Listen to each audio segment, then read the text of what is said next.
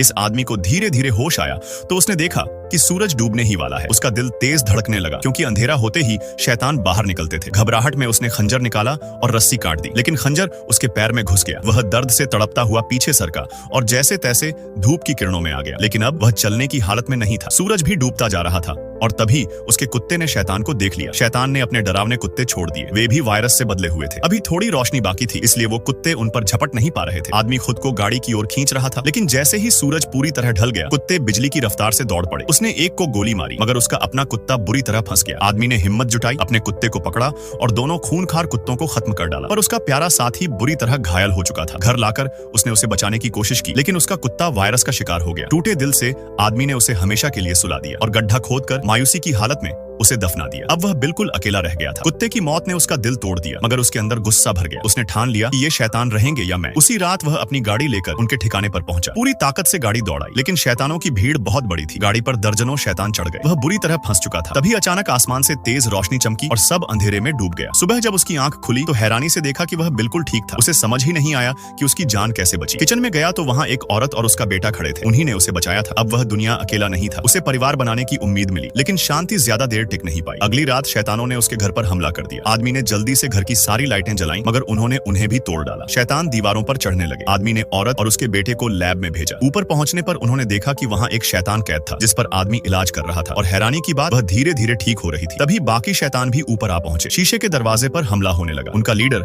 दरवाजे को तोड़ने की कोशिश कर रहा था, क्योंकि जो कैद में थी वह उसकी बेटी थी। आदमी ने चिल्लाकर कहा, मैं सबको ठीक कर सकता हूँ, देखो तुम्हारी बेटी भी ठीक हो रही है। लीडर ने गौर किया और समझा कि आदमी सच कह रहा है। सब रुक गए। औरत ने दरवाजा खोला। शैतानों ने आदमी को कोई नुकसान नहीं पहुंचाया, मगर गुस्सा अब भी साफ दिख रहा था। आदमी ने धीरे से एक इंजेक्शन उठाया और शैतान की बेटी को लगा दिया। वह होश में आ गई। उसे ठीक देखकर लीडर खुश हो गया और अपनी बेटी को लेकर वहां से चला गया। दोस्तों, ये ज़ॉम्बी होकर भी अपनी बेटी से बहुत प्यार करता है। क्या आप भी अपने परिवार से प्यार करते हो? कृपया कमेंट में जरूर बताना।